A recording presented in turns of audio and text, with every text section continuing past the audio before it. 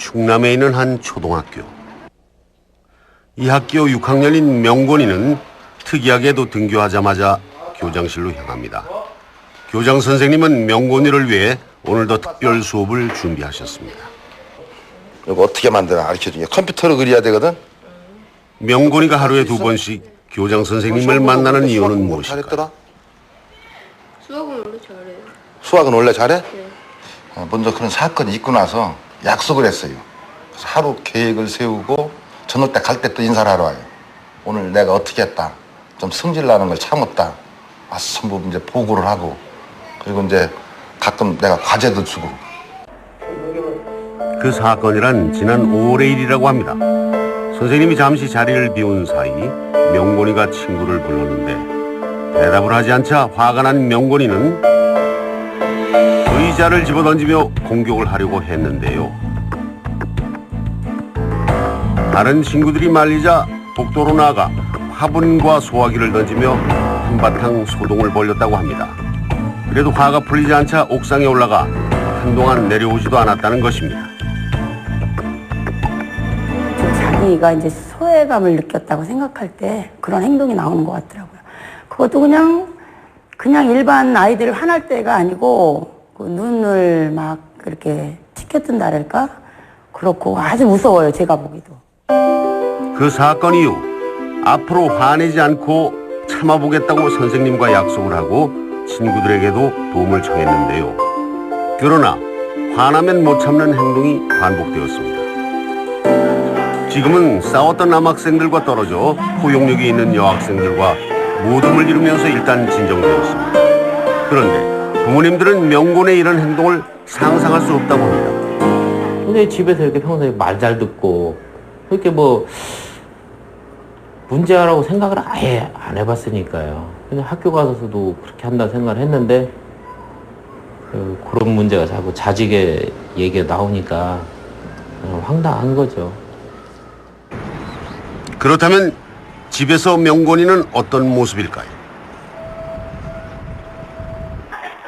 엄마가 직장에 나간 사이 모처럼 일을 일찍 마친 아빠가 명곤이 남매를 위해 점심을 준비했습니다. 식사를 마친 후 누나는 곧장 학원으로 향하고 명곤이가 익숙한 솜씨로 설거지를 합니다. 제가 큰 건 다 넣을게요. 아빠가 나머지 다 넣으세요. 빨래를 개는 손놀림을 보니 한두 번 해본 실력이 아닙니다. 바쁜 엄마를 위해 이렇게 늘 집안일을 돕는 명곤이. 엄마가 퇴근해 저녁상을 차릴 때도 명곤이의 도움은 계속됩니다. 그리고 11시가 넘은 시간에도 걸레질하며 엄마를 돕는 명곤이의 착한 행동과 학교에서의 일이 좀처럼 연결되질 않습니다. 집에서도 이렇게 아이가 그런 행동을 보이면 연계가 되잖아요. 이렇게 됐을 것이다, 이럴 것이다, 이렇게 대충 사람이라는 게 이렇게 이게 연결이 돼야 되는데 거기서 차단이 딱 끊어지니까 제가 어떤 행동을 아이한테 보여주는 그게 잘 안 잡혀요, 엄마로서. 그러니까 답답해요. 그런데 부모가 발견 못한 명곤의 모습이 있었습니다. 하굣길 PC방에 들린 명곤이. 엄마한테는 비밀입니다. 못해요, 별로. 재밌으니까 PC방 가끔씩 가는 거야? 네, 아주 가끔씩. 아주 가끔씩? 근데 그거는 엄마한테 말할 거예요. 네? 집안에서도 그런 행동을 찾아볼 수 있습니다. 안녕히 주무세요. 명곤이가 아빠에게 깍듯하게 인사를 합니다. 그런데 아빠가 방으로 들어가자마자 조심스럽게 발을 뻗어 누가 볼세라 몰래 컴퓨터에 전원을 켭니다. 그렇다면 평소 부모와 명곤이에 대한은 어떨까요? 그대로 있으니까. 청소기 돌린다면서. 끝나고 제가 다. 닦을 수도 있지 않아? 어떻게 보면 너가 좀 게으른 편이 엄마가 볼 때는. 너가 부지런한 편은 아니야. 넌 담궈놓고 아빠 좀 이따 할게요 해놓고도 1시간 있다가 안 하잖아.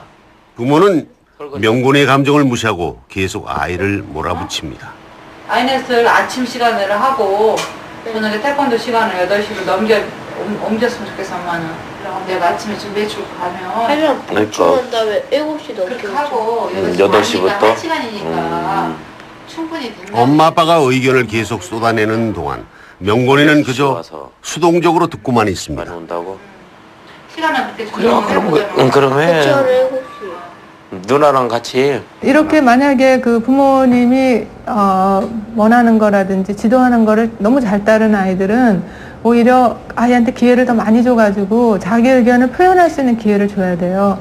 최대 거부형들은 표현할 기회를 안 줘도 자기네가 하거든요. 그러니까 야단은 맞을지언정 얘가 뭘 원하는지는 확실하게 알 수 있잖아요. 근데 체제 수능형들은 그 체제에 맞추려고 노력을 하기 때문에 기회를 주지 않으면 정말 얘 안에 뭐가 있는지 잘 모르죠. 행복하고 성공적인 명곤의 엄마는 최성애 박사가 실시하는 감정 코치 교육에 참가해 역할극을 해보았습니다. 거의 우리가 말하는 소위 멤버님 오늘 왜 이렇게 기운이 없어서 얼굴이 왜 이렇게 힘들어 보이는 왜는 빠지면 안 돼. 왜는 전부 비난입니다. 왜는 전부 비난이니까 왜는 빼고 아이가 듣기에는 왜 그래 그러면 이제 비난받은 것 같아서 방어적으로 나가게 되거든요. 그러니까 기운이 없어 보이는구나. 학교에서 무슨 일이 있었어? 기분이 안 좋아. 왜? 또 왜? 네. 다시 기분이 안 왜 그랬는지 아니죠. 왜 아니죠?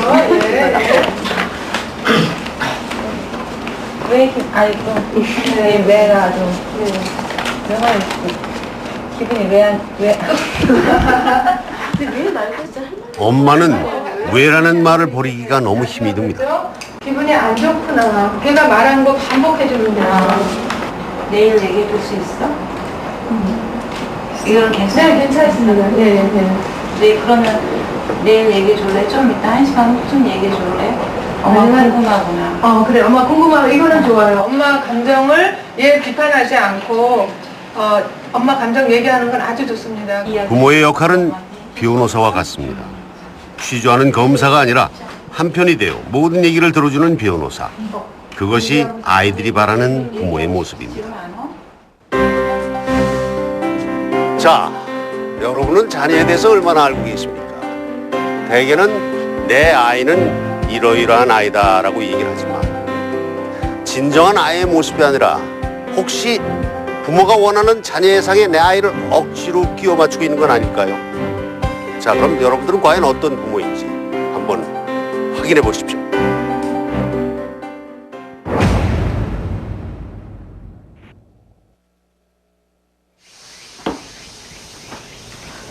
형제야, 너 엄마한테 인사도 안 하고 학교에서 무슨 일 있었어? 학교에서 혼났어요. 왜? 왜 혼났어? 숙제 때문에요. 숙제? 너 어제 숙제 안 해놨어? 아니에요. 숙제했는데 깜빡하고 안 가져갔단 말이에요. 야, 살다 보면 별일 다 있는데 사내 녀석이 뭐 그까지 가지고 그래. 더운데 그만 기분 돌려. 엄마가 맛있는 팥빙수 해줄게. 너 그거 좋아하잖아. 우리 시원한 거 먹고 기분 풀자. 좋지? 누가 그런 거 먹고 싶대요?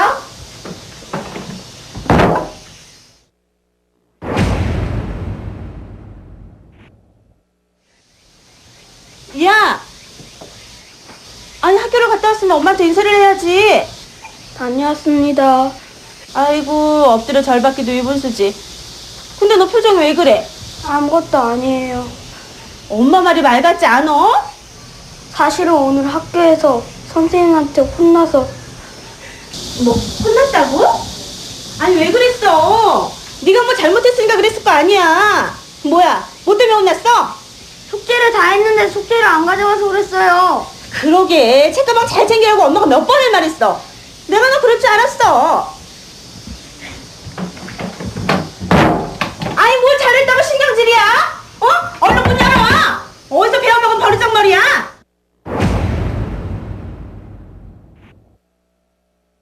형제야, 너 엄마한테 인사도 안 하고 무슨 일 있었어? 오늘 학교에서 혼났단 말이야. 아유, 우리 귀한 아들이 혼났다고? 어제 숙제 다 했는데 아이씨 그냥 집에 놓고 갔어. 그랬구나. 아유, 그래서 선생님한테 혼났구나. 짜증나서 죽는 줄 알았다니까. 우리 귀한 아들. 속상해서 어떡하니? 아이 몰라. 아무튼 기분 나빠. 우리 귀한 아들. 기분 나빠서 어떡해.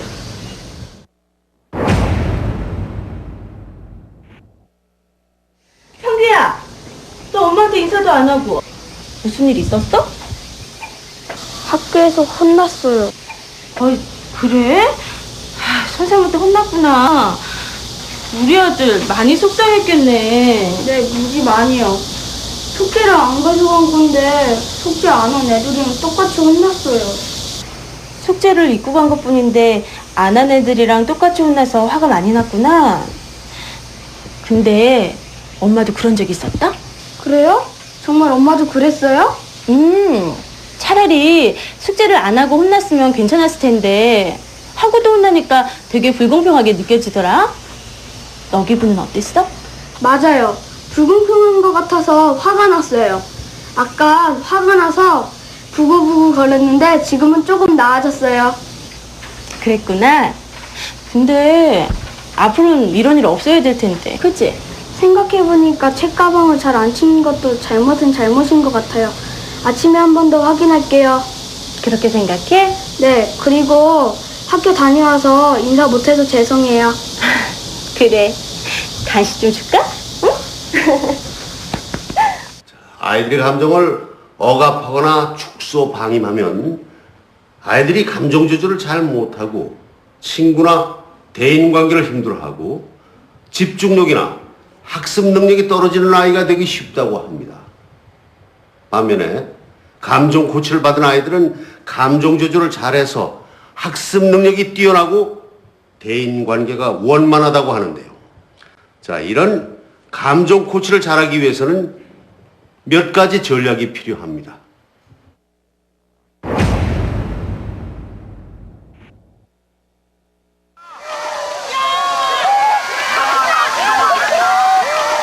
휴일을 맞아 신나는 물총 싸움 이벤트가 벌어졌습니다.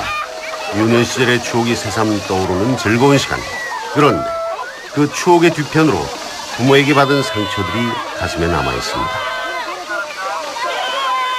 누구 닮아서 이러느냐, 엄마 아빠 편가르기 하듯이. 언니는 잘하는데 너는 왜 못하니? 이게 좀 제일 큰 상처였죠, 저 같은 경우는. 비교하자. 옆에 집에는 안 그러는데 너는 왜 그러냐? 너 하면 뭐 매 맞는다. 네가 뭐 이렇지 뭐 항상 이런 식이지 막 이러는 거.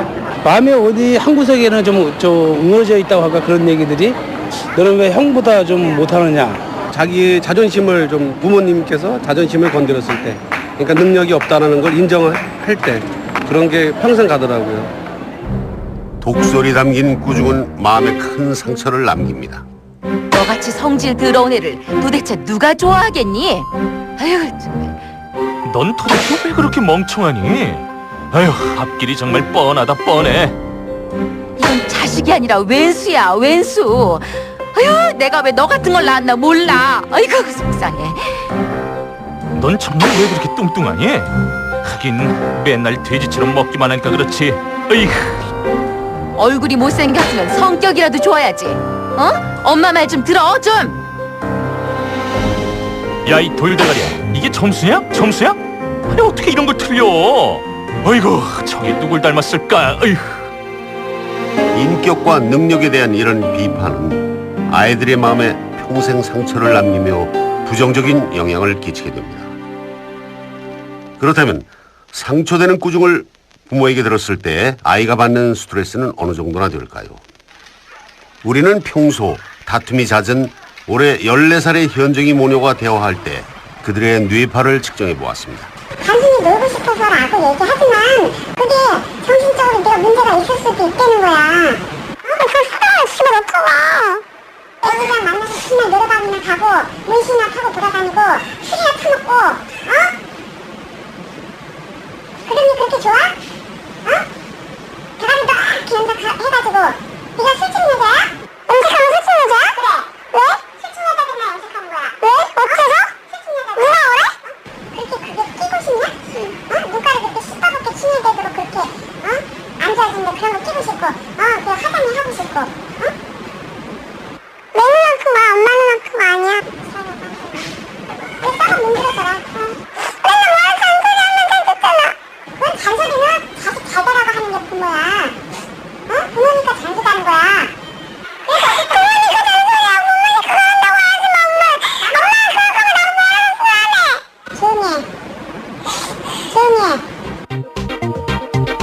뇌파는 극심한 차이를 보였는데요.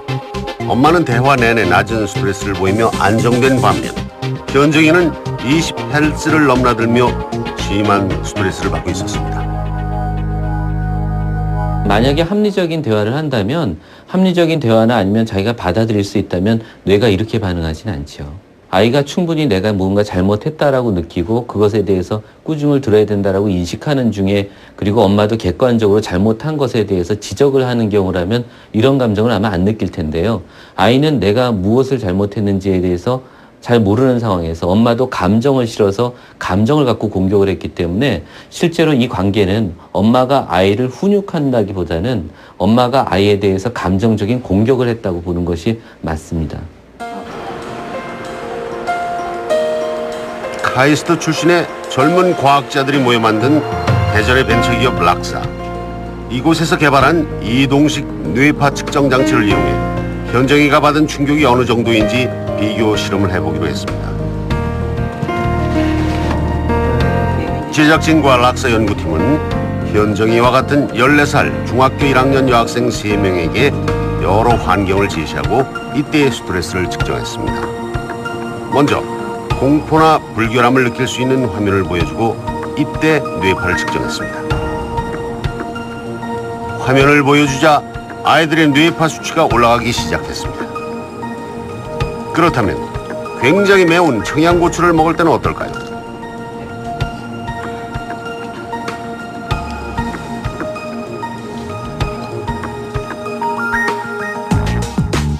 세 명의 여학생 모두 자극에 대해 스트레스를 받았는데요. 최고치를 합한 결과 화장실의 오물을 볼 때와 청양고추를 먹을 때 스트레스가 가장 높았습니다. 그런데 엄마와 대화할 때 현정이가 받았던 스트레스는 이보다 2배 이상이나 높은 것으로 나타났습니다. 이는 어떤 의미일까요? 엄마한테 듣는 꾸중이라든지 아니면 그런 그 정서적인 충격 같은 것은 우리가 보통 고추를 몇 개 먹여서도 도달할 수 없을 정도의 그런 몇 배의 충격이라고 충격으로 아이는 받아들인다는 걸 알 수 있습니다.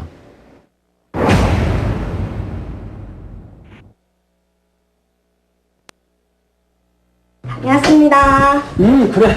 어서 와라. 근데 너 어제 시 잘 써서 상 받았다며? 응. 근데 별로 큰 상도 아니고 별거 아니야, 아빠.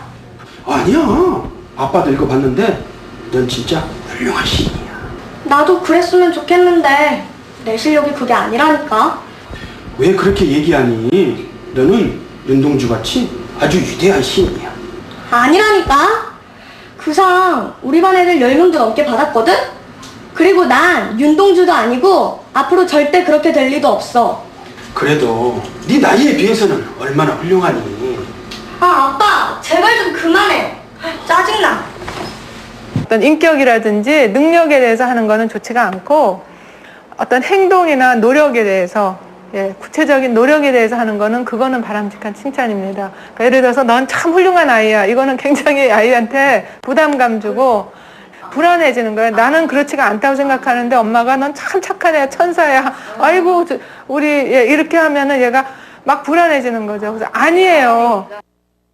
그렇지 주은이? 아니야.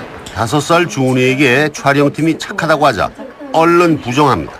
엄마, 나 내 방에서 어제 콩콩 뛰는 적이 있어. 그랬구나. 갈 때. 콩콩 뛰었구나. 괜찮아. 근데 지금은 안 뛰잖아, 주은이가. 그치? 그래서 내가 사람이 아니라고 그러고. 이렇듯 인격에 대해 칭찬을 받으면 아이들은 부담감과 불안을 느끼고 반발합니다. 가장 중요한 법칙은 꼭 아이의 노력과 노력을 통해 성취한 것에 대해 칭찬을 하라는 것입니다.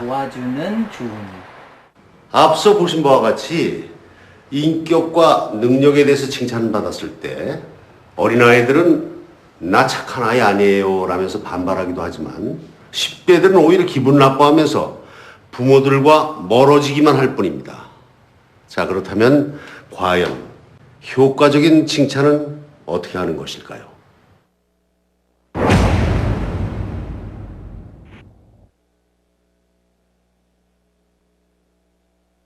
시 잘 써서 상 받았다며? 근데 그거 내가 특별히 잘 쓴 거 아니야. 그 상 우리 반에서 10명 정도 받았을걸? 아니, 꼭 상을 받아서가 아니고 그냥 아빠가 읽어보니까 느낌이 좋던데? 특히 그 잎에 맺힌 초록빛 물방울이 뚝뚝 거기서 아빠 기분이 상쾌해지던데? 그래 아빠? 정말 기분이 좋아져? 응. 와, 그럼 나도 시래기를 한번 걸어볼까? 그래, 그것도 좋지. 차를 닦아줘서 정말 고맙다. 새 차 같은데. 내가 일을 잘한 거야. 내가 한 일을 인정받았어. 야호! 넌 정말 굉장한 아이야. 정말 착한 천사란다. 어떡하지? 난 천사가 아닌데 거짓말도 가끔 하는데. 이야, 방이 정말 잘 정돈돼 있구나. 모든 게 다 제자리에 놓여 있네. 내 취향도 괜찮은가 봐. 정말 놀랐다. 어쩜 이렇게 훌륭하니? 넌 모든 게 완벽해. 내가 못하는 게 얼마나 많은데. 난 정말 완벽하지 않은데. 너 정말 아기를 잘 돌보더라. 덕분에 하루를 벌었어. 고마워. 내가 도움이 되었나 봐. 나도 꽤 쓸모있는 아이야. 어찌나 조심성이 많은지. 너만 있으면 안심이 돼. 정말 훌륭해. 아까 아기를 떨어뜨릴 뻔했는데 조심성은 무슨.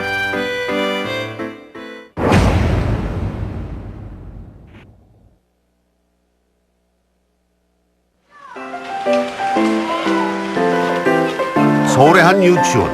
입구에 마련된 게시판 하나가 눈길을 끕니다. 이곳 유치원 아이들이 적었다는 이 글씨들은 평소 아이들이 가장 싫어하는 엄마의 모습을 표현한 것입니다.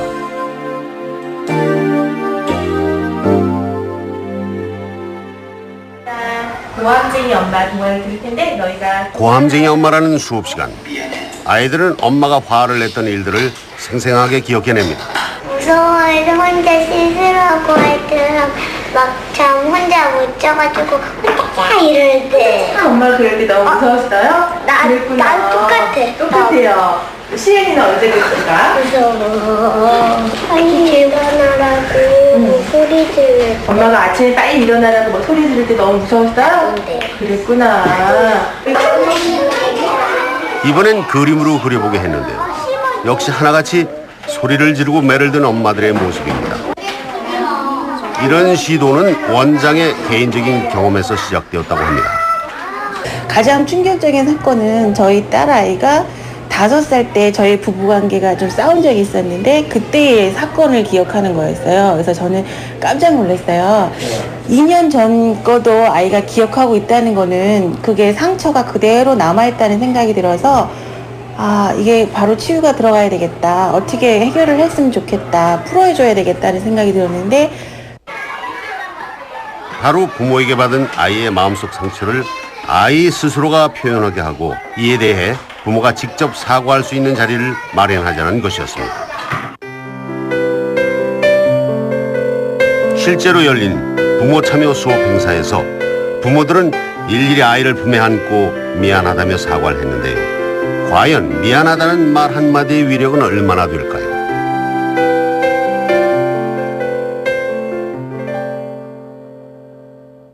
이 어린아이도 엄마 아빠가 잘못된 거를 기가 막히게 알고 있구나요. 그러니까 그거를 우리가 신해주면 자존심이 상하는 것이 아니라 이 아이들이 더 가까이 와요. 엄마 아빠한테.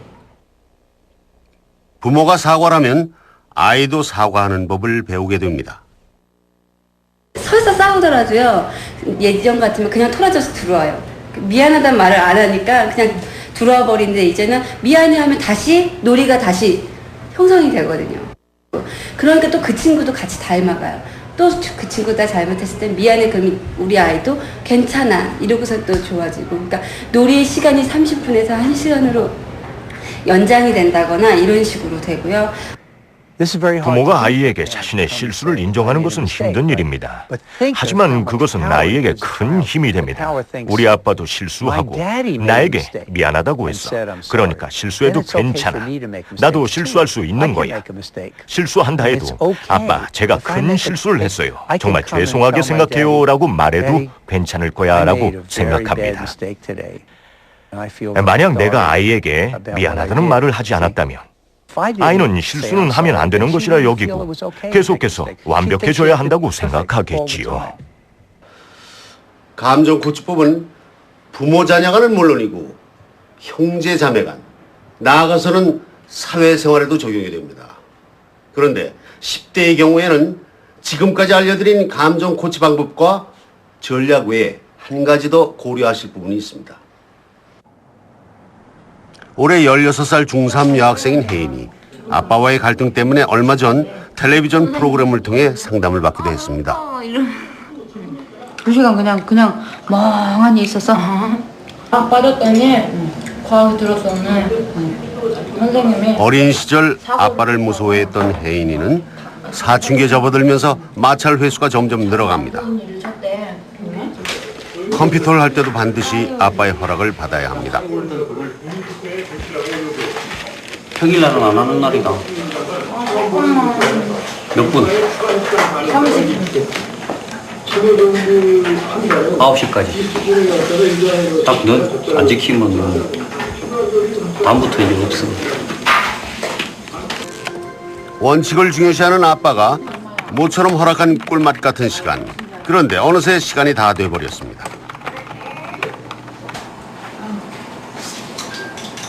그만하세요. 30분 했잖아. 엄마가 눈치를 주지만 쉽게 끝내질 못합니다. 그만하셔. 뭘 알았어 어떻게. 결국 부녀 간에 서로를 공격하는 얘기가 오가며 감정의 골만 깊어집니다.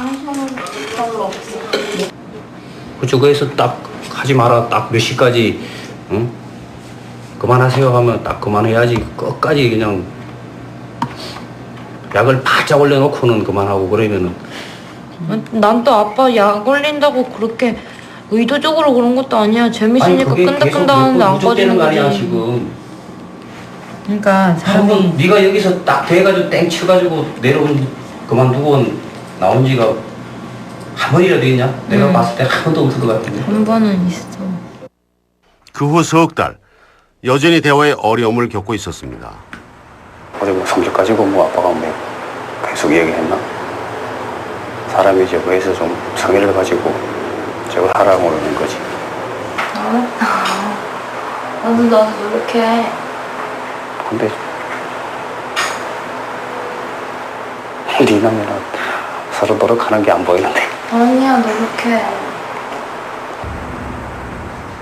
성적에 관한 얘기가 끝나자 부녀는 대화를 잇지 못하고 한참이나 묵묵히 어색한 분위기만 흐릅니다. 뭐 딱히 그런 거, 뭐 트러블 때문에 딱히 그런 건 없었는데요. 그냥 보기만 해도 막 좀 사람 나쁘게 하는 거 있잖아요. 그것 때문에 아빠 보기 싫어서 방에만 있고 그랬는데 가만히 무표정으로 계시니까 다가가기 힘들죠. 내가 그래요. 달님한테 야 지금 저거 되면 아빠는 지금 몸속에 사리를 만들고 있다. 그런 말을 해주죠. 미국 버스턴에 있는 하버드 의대 맥린 병원을 찾았습니다. 이 병원의 뇌과학자인 토드 박사는 10대의 뇌 구조에 주목하고 실험을 실시했는데요. 성인과 10대에게 각각 여러 가지 얼굴 표정들이 담긴 화면을 보여주고 이때 뇌의 어떤 부분이 활성화되는지 단층 촬영을 통해 확인했습니다. 그 결과 아주 흥미로운 사실을 발견했다고 합니다. 우리가 발견한 사실은 아주 흥미로웠어요. 청소년의 뇌는 어른들과 상당히 다른 반응을 보이는 것을 알 수 있었습니다. 특히 공포에 질린 모습을 본 후에는 더욱 그랬는데요. 공포란 남녀노소 없이 가장 기본적인 감정 중에 하나거든요. 놀라운 것은 10대 아이들과 성인이 완전히 다른 뇌를 사용한다는 점이었습니다. 공포에 질린 표정을 보여주었을 때 성인들은 100% 모두 맞췄지만 10대는 50%에 머물렀습니다. 심지어 어떤 아이들은 행복한 표정이라고 대답했습니다. 인간의 뇌 중에서 되뇌피질은 생각하고 느끼고 사람을 사람답게 하는 부분인데요. 그 중에서도 앞부분인 전엽은 이성적으로 생각하고 계획하게 하는 역할을 맡고 있습니다. 이것은 기본적인 생명을 유지시켜주는 부분. 뇌 가운데는 감정을 다스리는 기능이 있어 감정의 뇌라고 하는 비연연계입니다. 이 비연연계 안에는 편도라는 기관이 있는데 10대들은 공포의 표정을 이것을 통해 판단하고 있었습니다.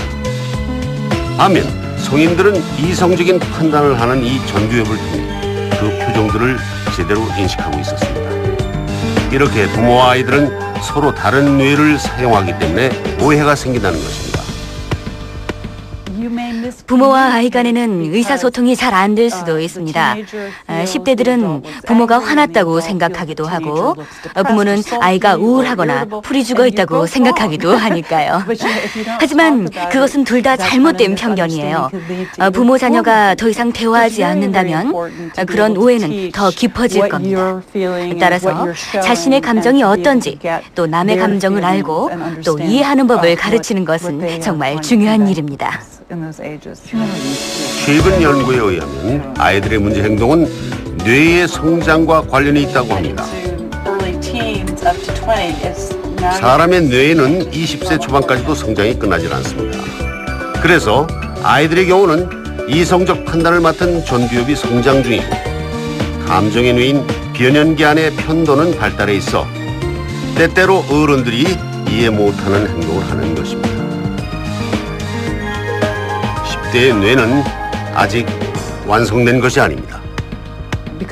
아이들은 부모의 말을 잘 안 듣기 때문에 그냥 네네 하고 대답은 잘합니다. 그들은 말 자체는 듣지만 그게 뇌까지 전달되지 않는 것이죠. 아니면 스스로 시간이 충분하다고 생각하기 때문에 당장 일을 처리하지 않는 것일 수도 있어요. 아이들이 시간을 판단하는 기준은 우리 어른과 다르니까요. 전두엽은 생각과 행동을 적절하게 조절하는 뇌의 한 부분입니다. 어쩌면 그 전두엽에서 늦어진 것일 수도 있습니다. 따라서 10대들은 이해하기 힘들고 구제불능인 존재라기보다 때때로 전두엽의 역할 문제인 경우가 많습니다. 저 역시 10대 청소년 아이를 두고 있는데요. 저도 아이들과 함께 생활하기가 아주 힘들어요. 혜인이 엄마 아빠도 감정 코치 교육에 참가해 딸을 이해하고 효과적인 대화를 하기 위한 노력을 시작했습니다. 아우 힘들어. 왜 그렇게 기분이 없어 보여 오늘? 왜? 지시만 해와서 쉽진 않지만 계속 연습하면 익숙해질 겁니다. 내가 물 떠먹을 테니까 엄마는 그냥 계세요. 엄마 상관하지 마세요. 엄마 상관하지 마세요. 그래 오늘 많이 힘든 것 같다. 그럼 물 먹고 들어가서 쉬었다가 이따가 책을 보든지 해라. 잠깐만요. 그럼 명령이죠. 그럼 물 먹고 좀 쉬었다가 이따가 좀 일어나서 공부하면 어떨까? 네, 지금 물어보셔서 아주 좋습니다. 예.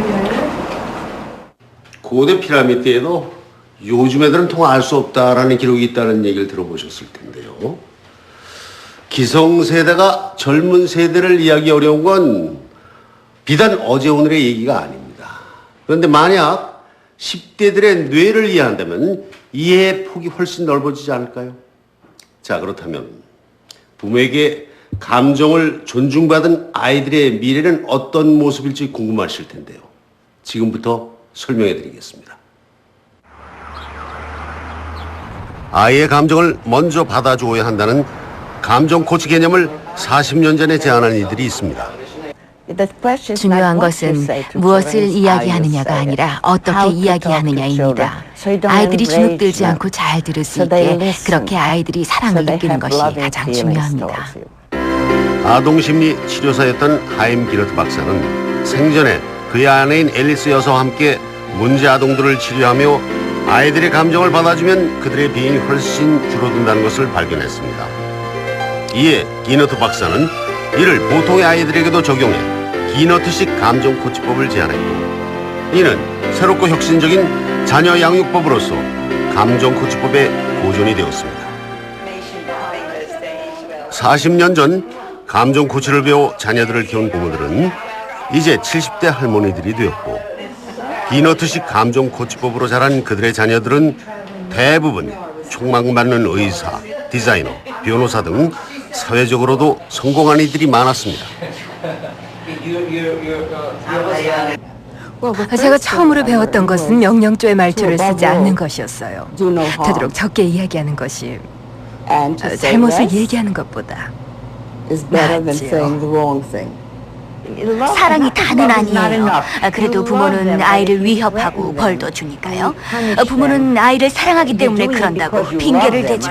부모가 사랑을 어떻게 전할지 모른다면 아이는 그걸 느낄 수가 없어요. 난 널 사랑해라는 말을 수없이 하더라도 그 다음 순간 바로 아이에게 소리를 질러버린다면 아이는 사랑을 느낄 수가 없지요. 우리는 실제로 기너트식 감정 코치법을 통해 자녀를 키운 린다 할머니 댁을 찾았습니다.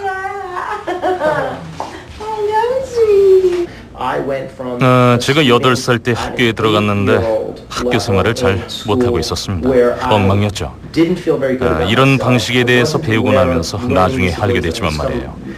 그 이후에는 법대에서 수석으로 졸업을 했고 또 학생의 대표를 맡기도 했었습니다. 초등학생 당시 열등생이었던 스티븐 씨는 감정 코치를 통해 현재 성공한 변호사이자 CEO가 되었습니다.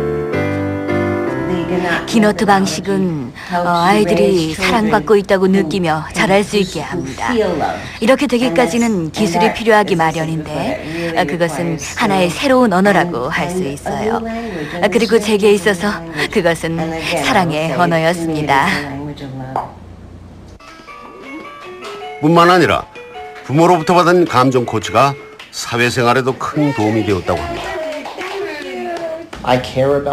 저는 제 직원들을 배려하면서 그들의 성장에 대해서 항상 신경 쓰고 있습니다. 직원들에게 소통 기술에 대해서 가르치고 실제로 이 방식을 모든 부서에서 활용하고 있어요. 시애틀에 위치한 가트맨 가족관계 연구소. 감정 코치법을 한국 부모들에게 적용 연구해온 가트맨 박사팀의 남은영 박사. 예, 반갑습니다. 예, 보고 계시는 게 젠가 게임. 젠가라는 나무 블록 쌓기 게임을 통해 부모들과 자녀의 반응을 연구하고 감정 코치법을 교육시켰습니다. 코딩하고 있거든요. 에펙트 코딩이라고. 2년 전 연구 대상이었던 강준원 씨 가족. 이런 거 할 때 이제 가운데 먼저 놓고 게임 당시 긴장하고 있는 아이의 감정을 무시하며 계속 지시하기에 바빴던 아빠 강준원 씨. 다시 들어서 가운데다가 2년이 지난 지금 이 가족은 어떻게 됐을까요? 거실에 모여 온 가족이 텔레비전을 보고 있는 모습만으로도 더없이 화목하고 행복한 가족임을 느낄 수 있습니다. 전에는 부모님께서 저를 키우는 게 사랑에서 비롯된 것이 아니라고 생각했어요. 그래서 부모님과도 가깝지 않고 항상 거리를 두었죠. 왜냐하면 부모님은 오직 좋은 성적에만 관심 있으신 줄 알았거든요. 엄마 아빠는 정말 엄격하셨어요. 여러 가지 면에서요. 저희는 이해를 못했죠. 왜 저런 그 폭발적인 행동을 할까 이해가 안 됐고 정말 참 어떻게 해야 되나 문제한가 보다 막 그렇게 했는데 감정 코치를 알지 못했던 2년 전만 해도 둘째 에스더는 분노를 잘 조절하지 못해 엄마 아빠와의 마찰이 심했습니다. 친구 관계나 학업도 만족스럽지 못했던 에스더. 그러나 지금은 학업이나 성격 면에서도 나무랄 데가 없을 정도입니다. 부모님께서 가정교육 방식을 바꾸시면서 모든 게 변화하기 시작했어요. 학교와 교회에서도 예전보다 훨씬 자유로워졌고요. 어느 누구를 위해서가 아니라 진짜 제 모습을 찾은 것 같아요. 정말 행복합니다.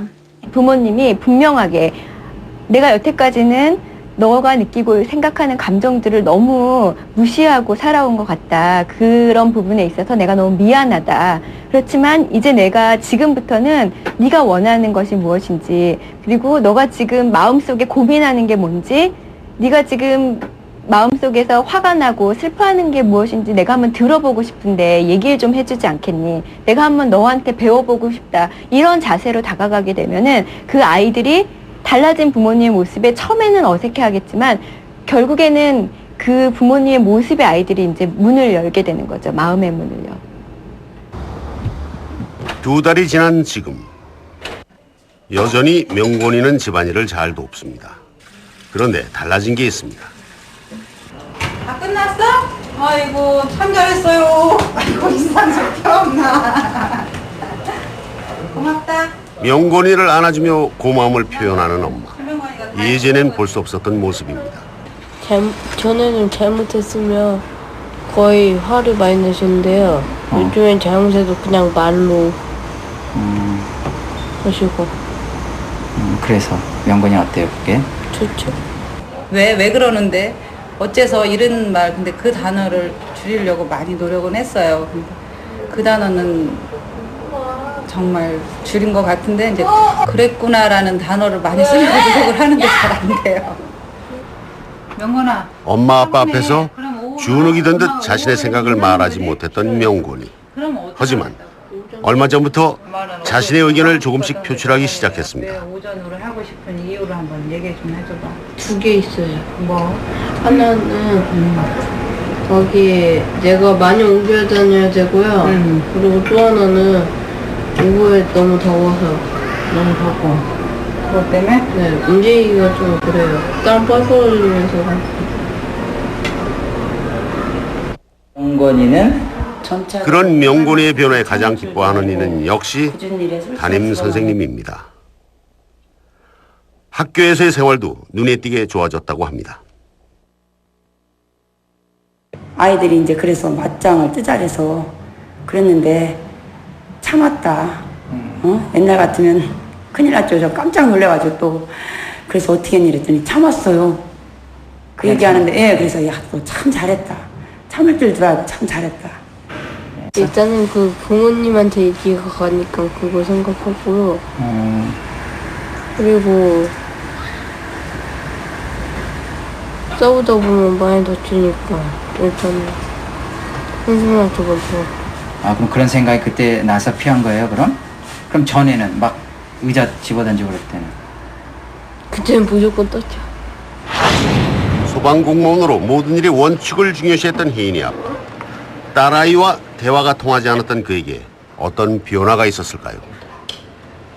처음 시작할 때 그랬잖아요. 뭐 사리를 쌓는 그걸로 그런다고. 그러는데 지금은 그냥 어느 순간 그냥 편안해졌어요. 아, 이게 내가 의식적으로 참는다 그게 아니고 안 참아도 그냥 우러나오게 그렇게 편안함 어떤 그런 게 확 느껴지거든요. 그렇다면 딸 혜인이는 어떨까요? 뭔가 달라진 것이 있을까요? 옛날에도 저 대해주시는 건 저 좋게 해주시고 남들 하는 거 다 해주시려고는 하는데 또 속으로만 그러고 조금씩 야금야금 해주셨는데 요즘은 아예 닦아놓고 얘기하셔서 그게 확 닿아요. 진짜 예전에 못 느끼던 게. 서로에 대한 마음의 빗장을 굳게 닫았던 혜인이와 아빠. 이제 그 빗장을 서서히 열어가고 있습니다. 한 가지 기억해 두실 점은 10대에게 감정 고치를 시작할 때는 어린아이보다는 더 많은 시간과 노력이 필요하다는 겁니다. 비록 처음에는 힘들겠지만 부모가 일관성 있게 원칙을 지켜나간다면 차츰 변화하는 모습을 느낄 수 있을 겁니다.